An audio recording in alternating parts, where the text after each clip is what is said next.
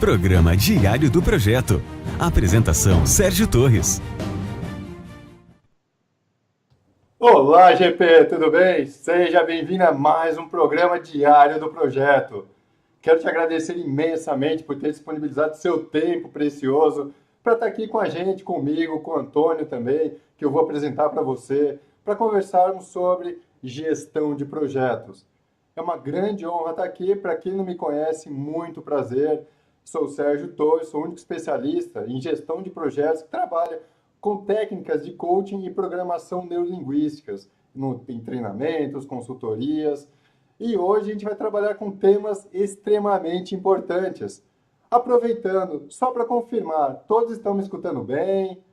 Coloca aqui no chat se está me escutando bem, se não está. Só para confirmar também se todos estão aí presentes. Deixa eu só confirmar aqui. Logo, logo vamos para... tem bastante gente. Seja bem-vindo. Boa noite, Sandra, Cláudio. Seja muito bem-vindo.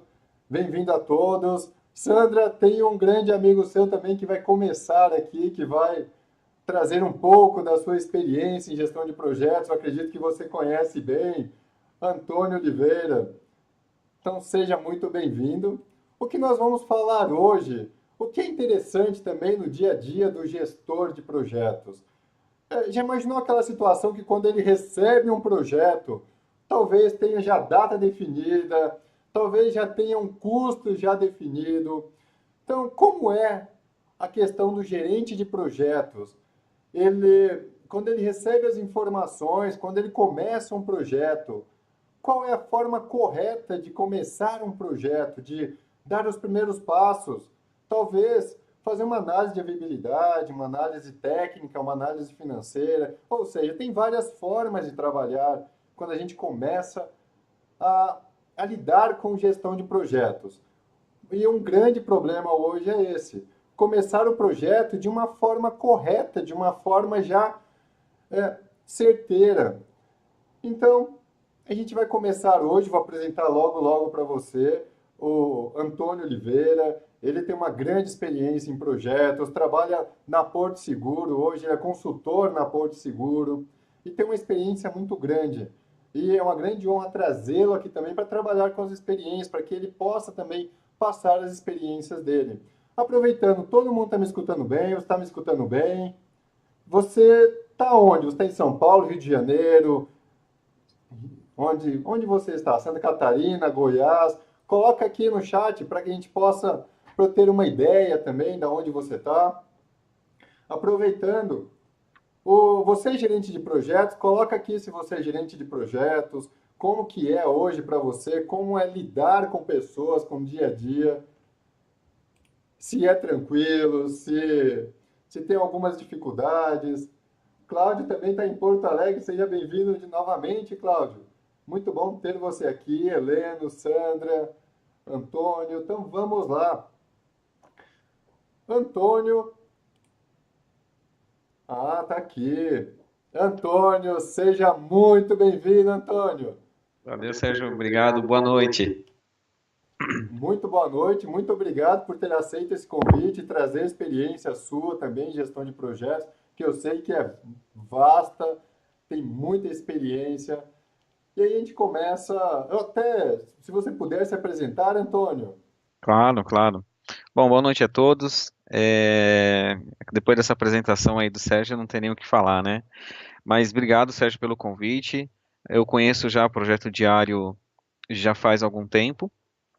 E desde os nossos primórdios lá atrás, desde a época da certificação de 2009, a gente trabalhou bastante tempo na Petrobras, tive uma pequena passagem pela Serasa, pela Coca-Cola, pela FENS aqui em São Paulo, e agora na Porto Seguro, né? E sempre com essa área de projetos. E para falar de problema é muito fácil, né? A gente tem aí experiência. Eu estava comentando hoje cedo com o Sérgio, a gente toma muita porrada. Então, eu falei, cara, me chama para esse webinar, que a gente tem muita experiência para passar aí para frente. Sim, exatamente. Talvez também algumas porradas seja também por questão de... Talvez não começar da forma correta, talvez aquela, a gente conversou também antes sobre análise de viabilidade, não é? Porque em muitos casos o gerente de projetos, ou melhor, o executivo, o patrocinador, ele já entrega o problema para o gerente de projetos, ou seja, ele já coloca o projeto que vai ser entregue no final do mês, já tem um custo estipulado, e ali o gerente de projetos ele faz um malabarismo. A gente vai É, conversar bastante sobre isso, né, Antônio? é isso mesmo. A gente, mas já pode começar? Você já vai, o pessoal tem algumas perguntas? Ou a gente já Já. pode já falar?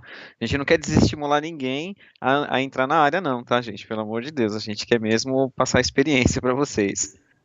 Sim, é uma área muito promissora, uma área muito interessante. Você lida com pessoas. A Sandra colocou aqui também que o Toninho e o Sérgio foram meus tutores. Muito obrigado também, Sandra. Ah, é verdade, é verdade. Foi muito legal, tá vendo? Muito É bom. bom que a gente conhece o pessoal. Que interessante, viu, Sandra? Fico muito feliz.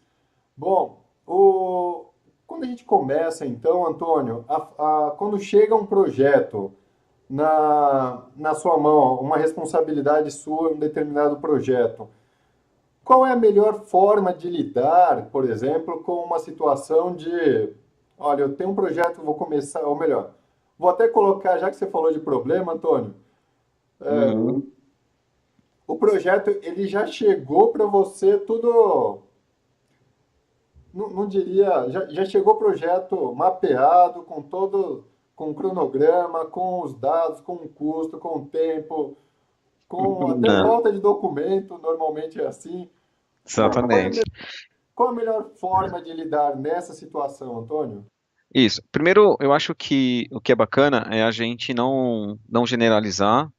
A gente tem algumas empresas em São Paulo, empresas sérias que primam, né? Tem um PMO bacana, que cobra isso dos gerentes de projetos por ter uma documentação, por guardar esses documentos em locais corretos, mas, ao mesmo tempo, a gente tem empresas que não têm ainda essa maturidade na parte de gestão de projetos. Então, para essas empresas que a gente conhece, eu não vou citar nome de empresa aqui, mas eu já passei por algumas empresas que tinham, né, um controle muito forte nessa questão do PMO, né, de você ter um software de gestão, muitas vezes facilita a vida. Não é toda empresa, então quem estiver escutando, não é toda empresa que tem um software de gestão bom para você poder guardar seus cronogramas, seus documentos, suas atas.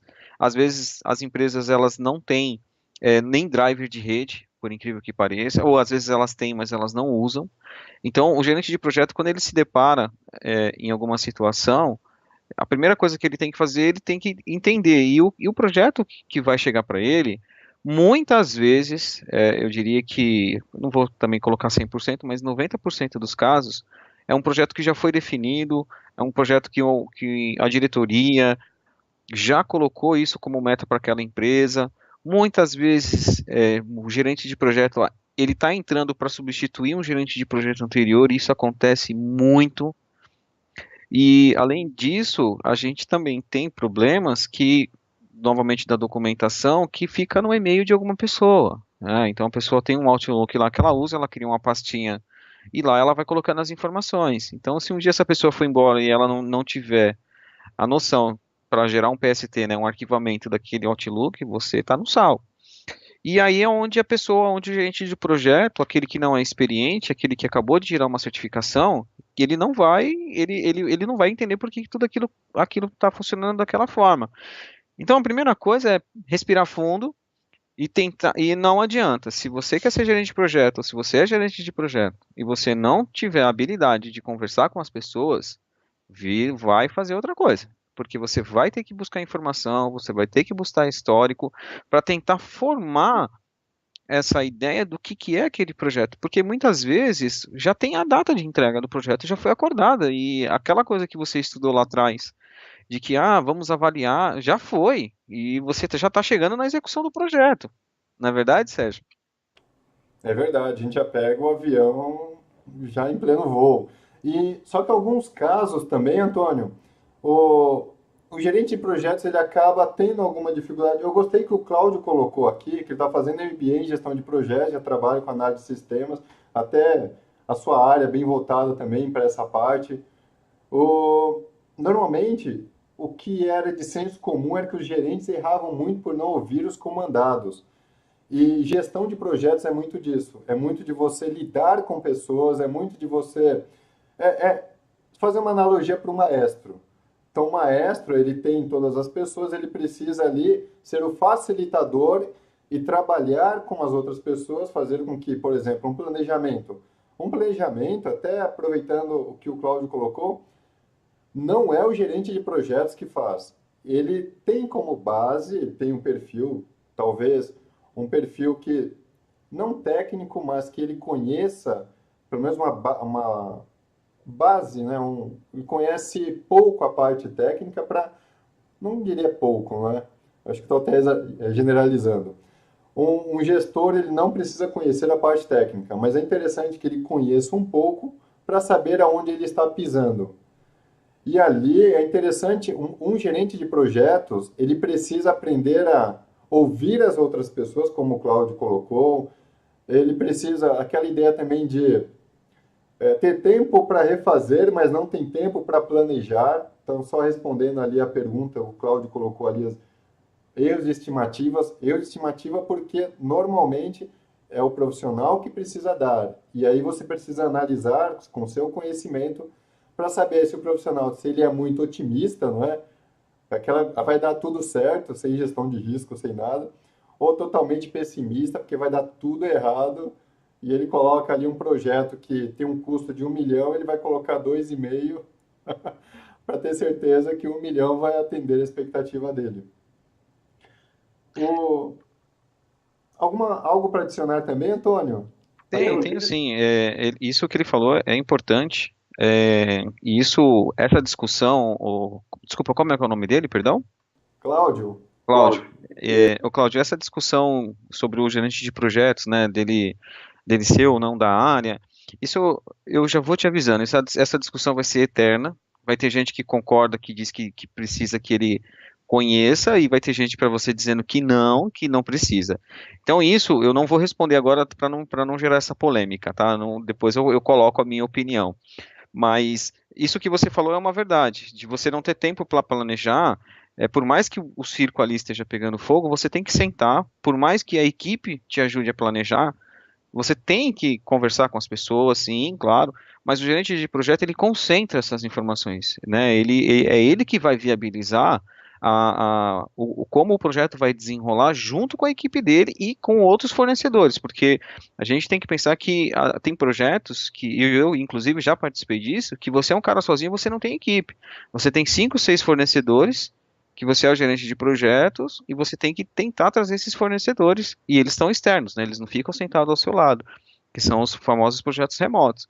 Então, a prática, na prática é isso, você tem uma pressão, você vai chegar e você tem que buscar as informações, seja com seus superiores, seus coordenadores, com a equipe que você vai trabalhar, para formar tudo isso, e quando você formar e você tiver um cronograma, que você fala assim, um cronograma, quando a gente fala um planejamento, muita gente acha que é só um project que está envolvendo, e não é. Você tem que apresentar uma análise de risco.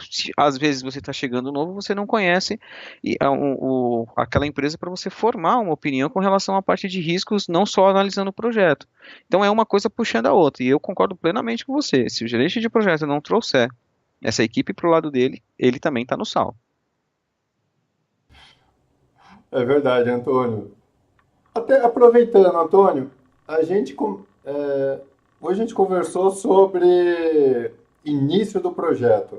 Na minha visão, eu vejo muita questão de análise de viabilidade.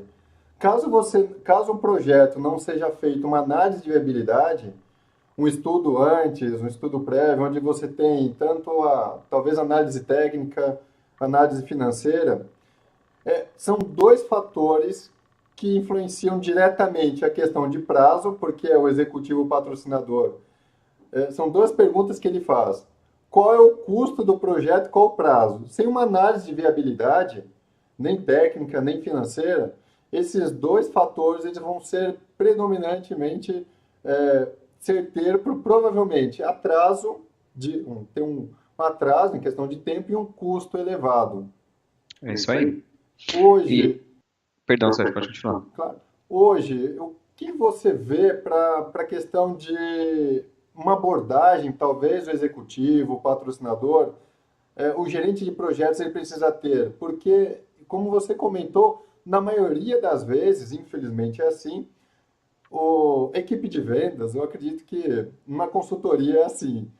Uhum, O pessoal de vendas, eles vão vender um sonho para o cliente e quando não envolve o gerente de projetos, ele acaba, o gerente de projetos administrando o pesadelo. é isso aí. E como é nesse caso, o que você sugere para fazer uma análise de viabilidade ou uma abordagem diferente para quando chegar um projeto já com prazo e custo definido, sendo irreal, porque uma boa parte acaba sendo irreal, isso a gente tem históricos em vários lugares. Qual a melhor abordagem que você indicaria para ter uma solução melhor? Uhum. Bom, isso que você falou é uma realidade e a gente só precisa voltar um pouquinho para entender o que que a gente está falando sobre a parte de viabilidade. Em empresas, isso eu percebi, empresas de engenharia, elas costumam ter um pouco, engenharia que eu falo civil, elétrica, elas costumam ter um pouco mais de viabilidade e entendimento de que é necessário essa viabilidade, tanto de custo, tempo e essa parte técnica, do que necessariamente a TI. Praticamente dos projetos em TI, eh, cara, normalmente, pelo menos dessas últimas empresas que eu passei, a gente acaba sendo feito uma viabilidade de um projeto, tenta se pegar alguma coisa histórica e você tenta levantar uma parte de custo e tempo baseado em alguma coisa histórica, a não ser que seja um projeto muito diferente e que necessite dessa viabilidade, mas é fatal. Sem essa análise de viabilidade, você pode ter certeza que custo e tempo vai para o vinagre. E outra coisa, às vezes, dependendo das empresas onde você trabalha, a análise de viabilidade ela é feita fora da equipe de projetos que ali trabalham. Já vi casos que, às vezes, é uma outra equipe de outro departamento, de outro estado, às vezes de outro país que faz a viabilidade, já vem com algum custo e tempo, chega para você e fala assim, ó, então, a gente já fez a análise de viabilidade, o custo e tempo é esse, planeja para a gente poder seguir com o projeto. E aí não tem muito o que fazer. O que você pode ter, o que eu faço, e aí é isso que eu vou falar agora, é a experiência, eu analiso, às vezes já vem com data pré-definida de ano. Hoje tem muita empresa que coloca a sua parte contábil de janeiro a dezembro. Então você tem que fazer um planejamento, não importa se vai ter 2 anos, mas você tem que fazer seu planejamento, principalmente financeiro, até 31 de dezembro de 2000 e daquele ano que você tiver acontecendo. E aí o que eu faço normalmente no planejamento, se eu tiver experiência, tiver equipe, levantar os riscos, mapear o risco e ter certeza de que as pessoas que ali vão acompanhar o projeto estão sabendo do que você está tocando. Então eu acho que nesse caso, quando vem uma análise de viabilidade já feita, já está definido o custo, já tem mais ou menos um tempo definido, não tem muito o que fazer. É definir o planejamento, tentar apresentar os riscos, né, como você vai executar e ver se você consegue ganhar a confiança dos caras. Mas se não, não vai ter muito jeito, não vai ter muito o que fazer, não. Pelo menos isso na minha experiência nesses últimos anos. Não, perfeito. Quando a gente tem quando o projeto chega já pré-definido, realmente tem um certo malabarismo, eu lembro que você me apresentou uma vez uma planilha de risco, que aquela planilha de risco que tinha lá diversos riscos, diversas informações, análise também de histórico, aí a gente trabalha com lições aprendidas, ou até aquela base de conhecimento, gestão do conhecimento da própria organização. Então a gente consegue trabalhar com, com essas informações. Normalmente, quando a gente trabalha, por exemplo, existe uma abordagem no Prince2. O Prince2, eu gosto de trabalhar com o Prince2 porque ele traz uma abordagem, por exemplo, justificativa contínua do negócio. Ou seja, essa justificativa, você trabalha com opções de negócio, isso é, antes do projeto chegar. Você faz um estudo de viabilidade, o projeto ele só começa após um estudo de viabilidade, quando isso é definido. onde você tem o retorno de investimento, você tem também os benefícios os benefícios alcançados. Então você tem várias abordagens no Prince2, mas no Prince2 é antes do projeto.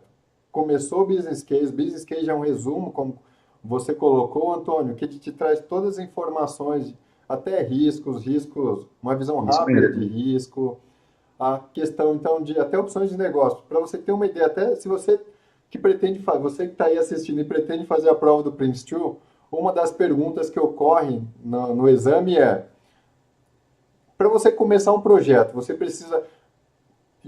mesmo. precisa mostrar para o executivo patrocinador, no mínimo, três opções de negócio, ou seja, não fazer nada, fazer o mínimo ou fazer algo. É verdade. Verdade. Então você tem essas informações para começar da forma correta. Agora, quando já começa, já chega algo. Eu lembro, até estava conversando com você, né, Antônio? Uhum. Do chileno que a gente conversou, que ele chegava para mim e falava: Sérgio, mas o projeto eu sei que vai atrasar, tá claro que vai atrasar, o custo vai ser muito mais que isso, mas toda vez que eu chego para o executivo, ele não quer escutar, ele fala: não, vai entregar nesse prazo. Então, É, isso é importante, o que você está falando, até eu não sei se todas as pessoas aí que hoje, ou elas estão chegando na área de projetos, ou já estão, mas é importante isso, esse exemplo que você dá, porque às vezes, e assim, isso é verdade, tá, gente? A análise de viabilidade, muitas vezes, a gente não participa. E a gente não está nem sabendo o que está acontecendo, né? E dependendo muito da empresa, é o que eu comentei, isso já chega pronto, business case para você. Você muitas vezes você até escutou alguém um dia falou no café, mas você não está ligado no que está acontecendo. Então, essa análise de viabilidade, ela é importantíssima. E para quem está começando, e hoje a área de projetos ela tá muito boa do que ela evoluiu bastante, eu acho que nos últimos 10 anos. E hoje você tem os analistas de projetos, que até então ninguém escutava no que era essa função do analista de projeto. E o analista de projeto, às vezes hoje, eu já vi vagas, já conversei com outras pessoas o que que você faz? Ah, sou analista de projeto, eu ajudo na viabilidade de um projeto, mas não necessariamente é ele que vai tocar esse projeto. E também é tema de prova, tanto do Prince, no PMI também tem esse tipo de questão. Então é importante que a gente passe essa experiência, porque o business case, vai chegar tudo detalhado, vai chegar uma planilha de risco, dependendo da empresa, pode ser que chegue, às vezes não chega, às vezes a empresa, a diretoria definiu, eu não vou citar nomes aqui de empresa, mas por que que a gente vai fazer isso? Porque foi definido e tem que fazer isso até o final do ano. E aí é onde o gerente de projetos também vai ter que ralar para entender como é que foi essa análise de viabilidade lá atrás. é verdade, hein, Antônio. Até aproveitando agora, a gente viu que a análise de viabilidade ela é importante, não é? Em questão de custo, tempo, ou seja, começou o projeto, primeiro fazer uma análise, chamar a equipe, como o Cláudio colocou, escutar a equipe para que todos tenham a mesma informação, para que todos estejam cientes do projeto, para que tenham um comprometimento, para que crie também a WBS. Eu lembro que na Petrobras um dos pré-requisitos era a WBS, inclusive para auditoria, não é? Precisava ter a WBS primeiro, na parte de infra. Só para confirmar, todos estão me escutando bem, escutando o Antônio bem, está tudo tranquilo. Coloca aqui só para saber se está tudo certo. A Rita também. Sérgio concluiu o MBA em Gerenciamento de Projetos em setembro de 2016 pela FGV Vitória e não tenho prática ainda, viu, Rita, em projetos. Durante o curso, ouvi muito que a análise de viabilidade é primordial e o tripé. Tripé Isso. custo, tempo e escopo são importantes. Na verdade, estão interligados. Sim, exatamente. As três restrições na verdade, as três restrições era o conceito do PMBOK da versão 3. E a gente já vai para a versão 6, mas continua da mesma forma. Não muda, né? Não De tão, muda. de tão importante, né? É verdade. Falando de custo, tempo e escopo, é que são os três itens que realmente são mais visíveis quando você trabalha com uma mudança ou com qualquer alteração no projeto. Isso. Deixa eu aproveitar, Sérgio, dar uma dica para Rita. que eu acho que ela está escutando a gente, que ela colocou que ela já fez o MBA, né? E que ela não tem prática ainda em projetos. Rita, a dica aí, eu sei que você não me pediu essa dica, mas eu tenho falado isso com outras pessoas que estão entrando na área de projetos. Hoje, eu acabei de falar, não sei se você prestou atenção, é o analista de projetos. Ele não necessariamente é um gerente de projetos, mas ele participa muito na prática da documentação. E ele também trabalha lado a lado com o gerente de projeto. Outro dia me falaram, mas ele é um assistente do gerente de projeto? Não, ele não é um assistente de projetos. O gerente de projetos, ele não tem um assistente, um secretário, não é isso. Mas o analista de projetos é ele que senta ele senta lá, ele olha os cronogramas, verifica se os documentos estão ali daquele projeto. E ele normalmente ele está muito ligado ao PMO, né? E tem algumas empresas, procura algumas vagas que você vai ver que, como você já tem, não necessariamente a experiência, mas tem empresas que não pedem a experiência em projetos, mas para você como analista de projetos. Fica a dica aí. Até aproveitando, Antônio, o que eu gosto muito de falar para quem ainda não tem experiência em gestão de projetos é que, na verdade, você gerencia projetos a todo momento, todo instante. Se você tem uma iniciativa nova, faça disso um projeto. Eu lembro que, quando eu escrevi o meu livro, eu tinha o passo a passo primeiro do que seria escrito, quais eram as abordagens que seriam colocadas no livro, quais técnicas. Então, se você não tem experiência ainda, coloque. Eu lembro que você utilizou muito também, já tendo experiência, eu sei, Antônio, mas eu lembro das nossas conversas que você usava o Kanban, Scrum, no seu dia a dia, não é verdade? Usava, cara, aqui dentro da minha casa, minha esposa, eu não sei se ela nem tá vendo, mas eu tenho umas fotos aqui, agora não mais, né? Meus filhos estão um pouco maiores, e era na cozinha, cara, era um quadro branco que tinha lá, e a gente usava, e era um barato, porque era uma loucura, né? Então a gente acabava, coitado, minha esposa, realmente, ela é uma santa, viu? Mas era o Scrum dentro da minha cozinha. Perfeito. Isso é você colocar esse conhecimento em prática, porque tudo que você não usa, provavelmente você esquece na maior parte do tempo. Então, Rita, eu tenho certeza que ainda não utiliza na prática profissionalmente, no dia a dia, em uma organização, mas você já utilizou os conceitos de gestão de projetos no seu dia a dia? Sim ou não? Coloca aí só para a gente ter, só para eu ter ciência como no que você já utilizou. Legal, Marcos. Muito obrigado pela sua participação também. Seja muito bem-vindo. Aqui, Antônio Vissuadi, fiquei interessado. Tem um detalhe também. Isso, a gente vai trabalhar também com projetos sociais em várias ONGs.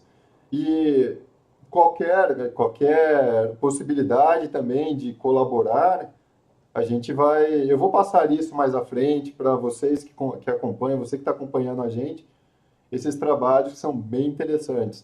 E isso dá realmente para colocar em prática o que você aprende em ONGs, que aí você acaba também utilizando. Bom, você está aprendendo, está colocando o seu conhecimento em prática e ajudando outras pessoas. Se alguém. Todos estão me escutando bem, a Sandra colocou ali que parou, qualquer coisa é só dar um F5 que ali volta. Todo mundo está me escutando bem. Antônio, também tem alguma outra dica interessante? Fique à vontade.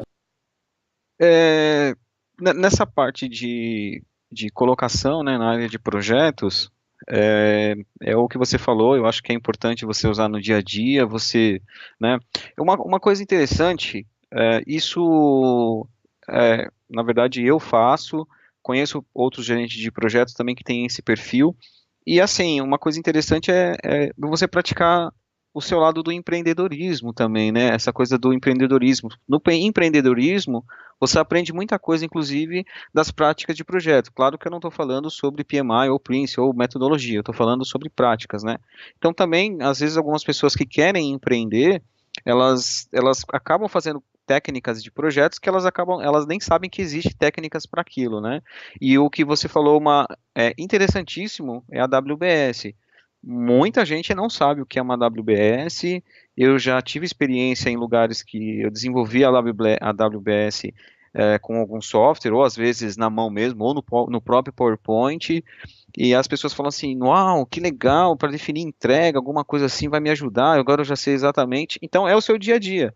Então, é o que o Sérgio falou, pratique isso. Então, casamento, eu falo muito isso, casamento, as pessoas querem organizar um casamento, é um projeto. É lógico que você não precisa seguir todas as áreas ali que o livro está te falando, mas comece a organizar, né, com um cronograma, um custo, baseline, alguma coisa nesse sentido, porque isso vai te ajudar. E quando você for para as entrevistas, por mais que você não tenha experiência, mas você sabe utilizar as ferramentas, né, os softwares, as técnicas. Não, você sabe o que é uma AWS? Não, sei fazer uma AWS, eu uso, não importa o software, eu faço no PowerPoint mesmo, eu desenho aqui para você. Então isso é muito legal. Principalmente o Sérgio, eu não sei se o Sérgio se já comentou em alguns cursos passados, aliás, em palestras passadas, cara, o mapa mental. O mapa mental é uma ferramenta essencial hoje na vida de um gerente de projeto. Então, isso é legal também para você mapear o seu projeto, mapear risco e você vai separando. E isso faz muita diferença. A gente pensa que não, mas tem muita gente que não conhece e quando você apresenta, a pessoa começa a vir para o seu lado. Principalmente aquilo que você falou, Sérgio, do nosso amigo Cláudio, do Cláudio, não, perdão, desse chileno. Ah, meio que eu faço para esse cara me escutar? Apresenta uma coisa visual, apresenta alguma coisa, né? Então, eu acho que o caminho acaba sendo você mostrar o que você está efetivamente fazendo.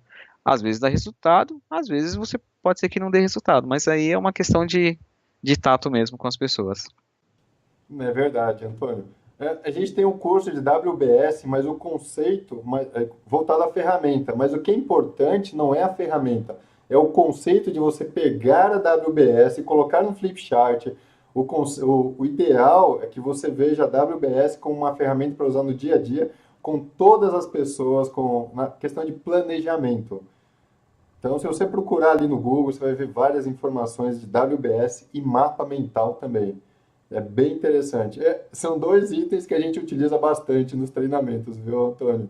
É, mas precisa, né? E isso é uma técnica interessantíssima que te facilita ali com seus envolvidos e vai ser ali falando um pouco mais sobre prova, no final que você tiver desenhado, ela acaba sendo uma saída, né? Ou uma entrada, né? Dependendo do que você estiver fazendo, para um próximo passo, um planejamento, uma análise de risco. Não necessariamente o PMO pode aceitar falando, esse documento aqui não faz parte da metodologia, mas não esquenta a sua cabeça, deixa ele guardadinho lá que uma hora você vai precisar utilizar ele novamente. E até aproveitando, Antônio, a gente falou de tempo, de custos, problemas na questão de iniciar um projeto já com análise de viabilidade, ROI, retorno de investimento.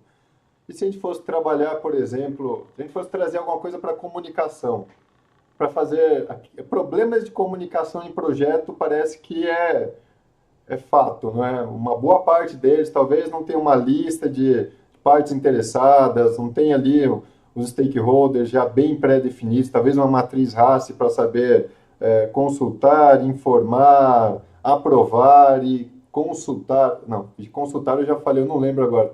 Eu sei que tem quatro: informar, consultar, aprovar e reportar, algo desse tipo. Isso, é isso mesmo. Como hoje a questão de comunicação ela influencia tanto o nosso projeto? Ou talvez por não envolver a pessoa certa na hora certa, no momento certo, saber que é desde o início que algumas pessoas talvez precisam ser envolvidas. Como você vê a questão de comunicação, os problemas que ocorrem também e como a gente pode solucioná-los, não é? É, esse tema comunicação ele é importantíssimo, né? Não é à toa que o PMI bate muito nessa tecla, esse tema é recorrente. A experiência que eu já vi, inclusive, por falta de comunicação, o mais grave que eu já vi, tá? É um cancelamento de um projeto e toda a equipe sendo mandada embora. Isso é fato, porque não tinha a comunicação, ela é falha em todos os aspectos. E aí eu costumo usar para mim da seguinte forma. Não, isso não é um método, isso foi uma forma que eu achei de trabalhar e que se a gente for um pouco atrás do que eu vou falar agora, a gente vai ver isso na metodologia. Eu costumo trabalhar sempre com aquilo que é formal essa comunicação formal, que são as aprovações, como você aprova, o que você aprova, quem vai aprovar, que faz parte dessa metodologia e dessas tabelas que você falou, né, dessas matrizes, e tem a outra parte que é a comunicação não necessariamente formal, mas ela é uma comunicação informal que vai te dar ali, eu diria, mais do que 60% do que você vai precisar para tocar o seu projeto. E aí você vai se deparar com tudo. Você vai se deparar com a famosa rádio peão, você vai se deparar com um gerente de uma outra área que te deu uma informação que o seu gerente não te deu, não é verdade? Então, tudo isso é muito importante. E também tem o outro lado da comunicação, que é o que a gente acabou de falar, de documentos, né? De parte de documentação de projetos, que também é uma comunicação, né? Não deixa de ser. E muitas vezes, dependendo do projeto, você tem falhas nessa parte de documentação, de essa comunicação documental, que não tem um software, que não tem um lugar para repositório. Você vai ter gente que não vai aprovar porque não te conhece, não sabe quem você é, porque alguém lá atrás você entrou na empresa e não te apresentou. Ah, mas eu sou do PMO. Ah, tá, e aí? Não vou aprovar. Isso acontece, gente. Pra gente dar risada, eu costumo brincar, né, que eu acho que a gente precisa arrumar um gerente de projeto stand-up aí, para fazer um stand-up das coisas que a gente escuta. Porque é umas coisas assim, e acontece, cara. Se você não em algumas empresas que eu já passei, eu não vou falar o nome novamente, não foi na Petrobras, quem estiver escutando na Petrobras não foi lá, foi um pouco depois. O cara falou assim: ah, você é um terceiro, você é um consultor, não vou aprovar. E aí? E aí que você tem que seguir com o projeto, você tem que seguir com a aprovação de proposta, você tem que seguir com o projeto. Tem gente já te esperando, porque às vezes você tem esse outro mundo de fornecedores, que você não tem equipe interna, com o projeto interno você resolve. Então, o que que a gente faz? A gente tenta ao máximo se cercar de informações e saber exatamente, montar essa tabela de contatos, ela é importantíssima, saber quem aprova, quem não aprova, pedir às vezes para o seu gerente formalizar, porque a gente tem um tópico lá na iniciação, né? Isso é questão também de prova. Muitas vezes o gerente de projeto não é delegado oficialmente, e aí o cara vai enfrentar, a pessoa vai enfrentar problema lá na frente. E eu não sei se alguém já relatou isso, né, Sérgio? Eu acho que isso é legal também, porque dependendo da empresa, se você não é delegado para executar aquele projeto, a pessoa do outro lado que precisa de, às vezes, um comitê de aprovações de mudança, a pessoa não sabe quem é você. Não, mas eu sou gerente de projetos ali daquele projeto. Tá, mas oficialmente você, para mim, não foi apresentado. Eu não sei se você já teve algum caso assim também, Sérgio. Isso já aconteceu também. Sim, em vários lugares. A questão de você precisa ser apresentado, provavelmente o que é ideal é que seja o executivo, o patrocinador, que seja alguém que tenha uma autoridade para que, ao momento que ele te apresente, você tenha a autonomia correta para chegar e realmente muitas vezes você precisa cobrar, você precisa dialogar, usar a sua abordagem de negociação, a sua persuasão também, em muitos casos, e é o dia a dia do gerente de projetos. E como você colocou também, Antônio, em muitas empresas a gente precisa ter um conhecimento, parece que é gestão de ego. Por que isso? Porque em muitos lugares a pessoa só vai aprovar se ela for com a sua cara. Então, ou seja, você precisa realmente saber dialogar, você precisa aprender a não aprender, saber lidar com pessoas. Porque cada Uhum. pessoa tem um objetivo diferente, uma necessidade diferente e uma abordagem diferente. É Então, verdade. você precisa saber realmente trabalhar com essas informações, trabalhar com as expectativas de cada pessoa, inclusive aquela que, que você vai precisar de uma ajuda, você vai precisar cooperar. Até Não. aproveitando, está agregando valor para você? Coloca aqui, dá um curtir, compartilha esse vídeo também com outras pessoas, para que as outras pessoas tenham esse conhecimento que você tem agora. Então, clica ali em curtir, tô aqui. Se você tiver alguma dúvida também, coloca ali a sua dúvida. E aí, só um comentário aí para todo mundo. Eu falei para o Sérgio, né? Eu falei, olha só, eu não quero espantar ninguém da área de projetos, né? Eu acho que a gente, como gerente de projeto, e a gente está aqui falando justamente dos problemas e como que, no meu caso, eu enfrento. Obviamente que tem outros gerentes de projetos que já passaram por outras situações que também acabaram tratando de outra maneira, mas é fato. Eu tive, graças a Deus, o tato de trabalhar em projetos em empresas grandes, né, até agora. Isso também é legal para você ter essa distinção, mas eu espero que a experiência ela depende muito de onde você está atuando, né? E às vezes uma grande empresa, os escritórios de projetos são separados, né? A gente tem empresas que tem dois, três PMOs, que é um PMO para engenharia, outro PMO para TI, às vezes em algum lugar é um PMO central e que você reporta para ele, então vai depender muito de onde você vai. E aí é onde conta isso que o Sérgio acabou de falar, o seu tato em negociação, em conversar, é, tratar essa questão do ego, ela é muito importante, porque se você não souber tratar isso, você não vai conseguir aprovação. Se você for um cara muito legal também, eu sou muito legal, você vai estar comprometido, aliás, você vai se comprometer com aquelas pessoas, as pessoas vão achar que você é muito legal e que você não é competente. Ao mesmo tempo, você não é aquele cara rígido, chato, que tudo manda por e-mail. Tem isso também. Já teve lugares que, me manda por e-mail. Pô, mas eu preciso conversar 5 minutos com você. Não, me manda um invite. Se você não me mandar um invite, eu não vou conversar com você. Então tem tudo isso. Então, de novo, né, a ideia aqui não é espantar ninguém. A área de projetos eu gosto, é o meu arroz com feijão, é o que me trouxe até aqui. Mas é o que eu falei pro Sérgio. Eu falei, olha, as pessoas têm que saber, as pessoas sabem que não é fácil e, desculpa a palavra, mas toma porrada todo dia. Não tem um dia que você não vai para casa sem tomar porrada. Essa é a verdade, né? E a comunicação nesse sentido ela é muito importante também. É verdade. Gestão de projetos, ao meu ver, ajuda as organizações realmente a economizarem, a ter iniciativas que tragam resultado melhor, a questão também de empregabilidade. O objetivo do programa é realmente para ajudar os gerentes de projetos, porque hoje a gente está com um momento um pouco complicado. Tem muitas empresas demitindo, mas também é por muitos problemas podem ser também resolvidos por projetos bem feitos, onde um projeto bem feito traz uma empregabilidade para quem já está ou até para mais outras pessoas e não como a gente viu em várias organizações que acabaram quebrando por talvez algumas iniciativas sem o estudo de viabilidade, sem o acompanhamento, sem talvez até com caixa 2, né? Caixa 2, inventaram até caixa um, mas tem várias abordagens. Então, eu acredito que gestão de projetos pode ajudar muita gente. É uma função, mas para muitas pessoas acaba sendo uma profissão. Exato. Praticamente é uma função, mas hoje já se entende como profissão, é igual PMO, né, Antônio? Uhum. Tem muitas pessoas, acredito que na sua experiência você vai a uma organização, tem uma pessoa que é chamada de PMO, mas Tem. teoricamente é para escritório de projetos. Na prática é o officer, é o... Uhum. Bom, Numa das entrevistas que eu fiz há um ano, mais ou menos 2 anos, a moça me perguntou o seguinte.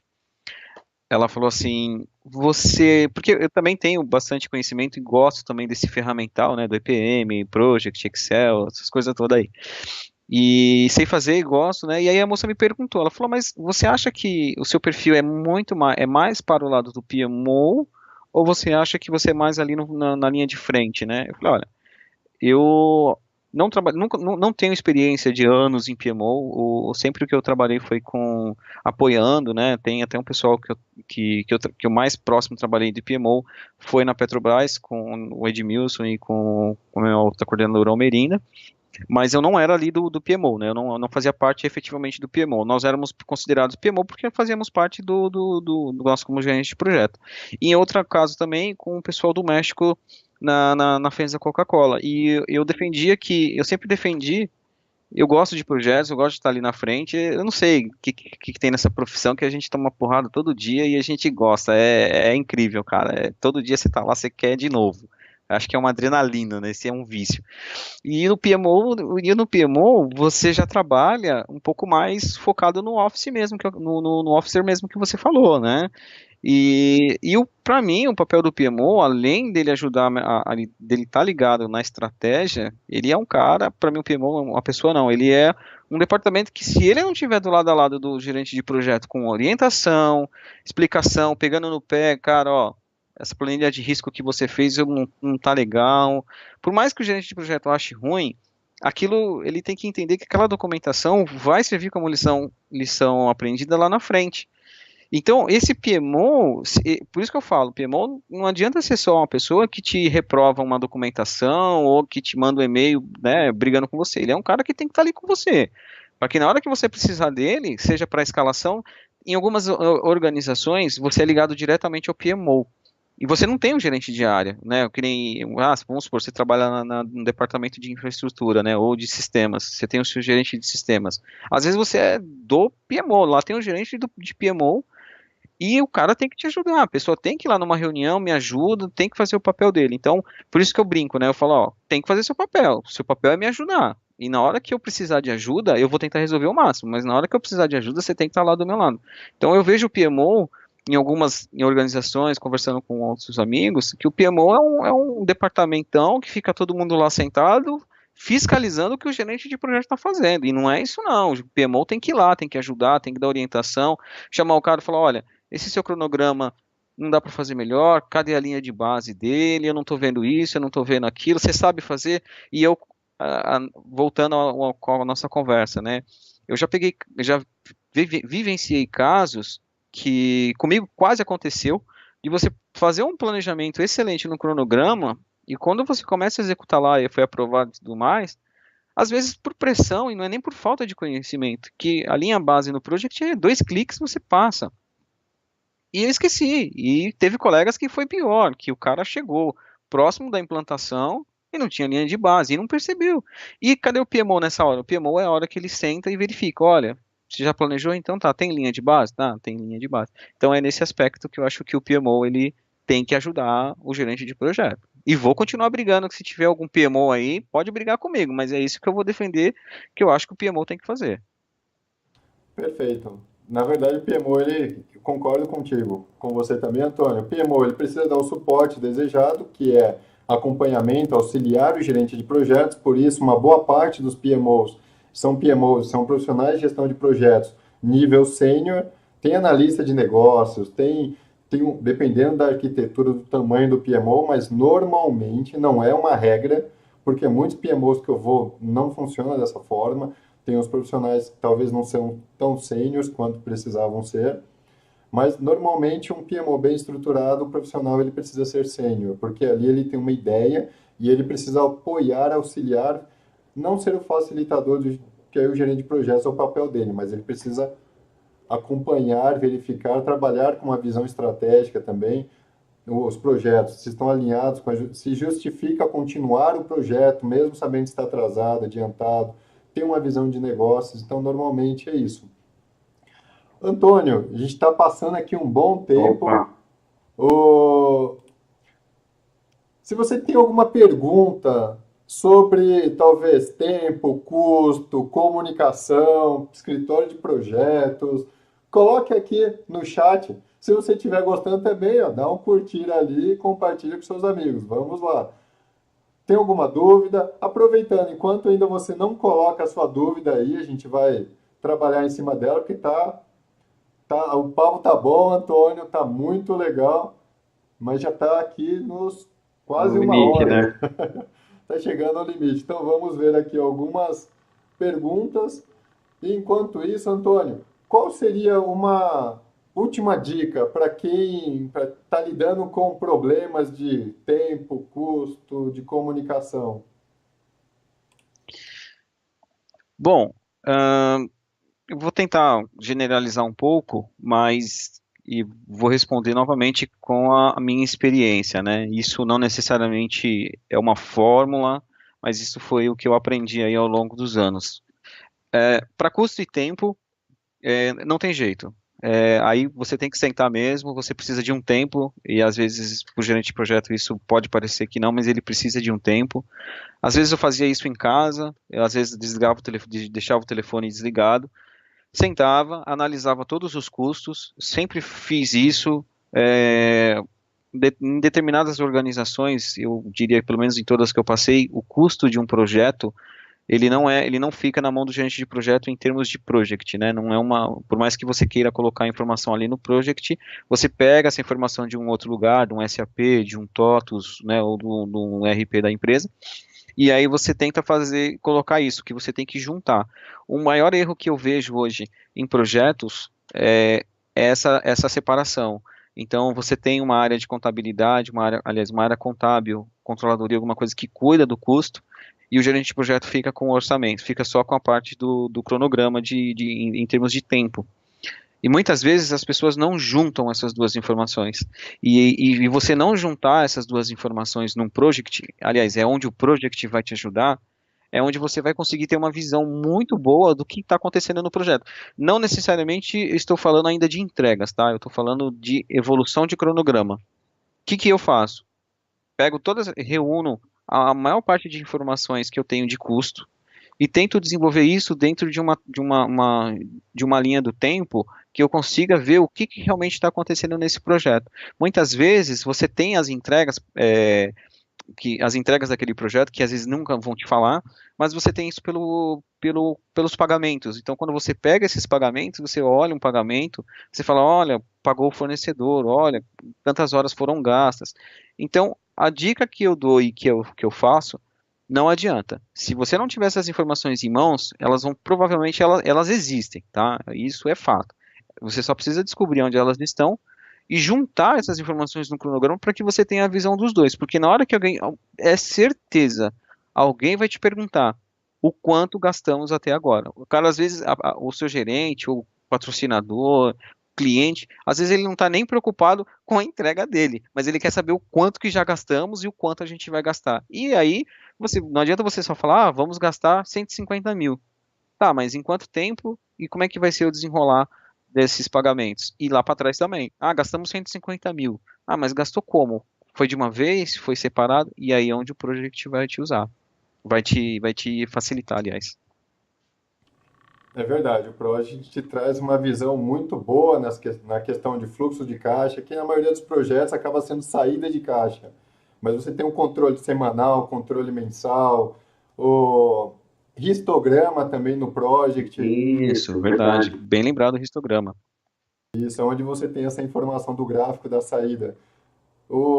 É interessante que no treinamento ele é passado tudo isso, mas é importante também que o profissional tenha uma visão de gestão de projetos para fazer um treinamento, bom, pelo menos o que a gente tem é completo. Então ele traz essa abordagem, é só olhar ali nos depoimentos da Projeto Diário que tem de profissionais experientes que começaram a utilizar o Project, que o mais escuto é, Antônio, eu nem sabia que que essas funcionalidades existiam. E sem fazer propaganda. A minha certificação Project eu fiz com o Serjão aí, hein? Lembra disso que a gente fez? Você me ajudou? Eu lembro, foi em 2011, 2012. É isso aí.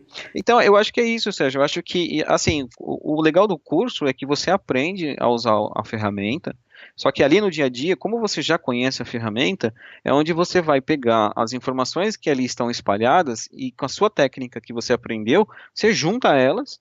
E aí é onde você vai descobrir e vai te falar, eu acho que boa parte do seu projeto, do que está acontecendo, você vai descobrir ali nessas informações. Mas lembrando, não é fácil, porque você vai ter que descobrir onde é que estão os pagamentos que foram feitos para aquela empresa, daquele projeto, reunir informação, colocar isso na linha do tempo para você começar a entender. É.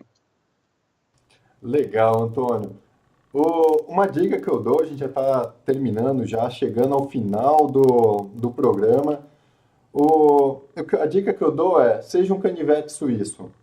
Eu acredito que a gente fala muito do Prince2, fala muito das melhores práticas do PMI, a gente fala muito de métodos ágeis ou framework Scrum, mas uma das dicas que eu te dou, uma sugestão, é você partir também para a parte humana, ou seja, sair um pouco da parte técnica também e começar a entender a parte humana, porque é aonde está o X da questão.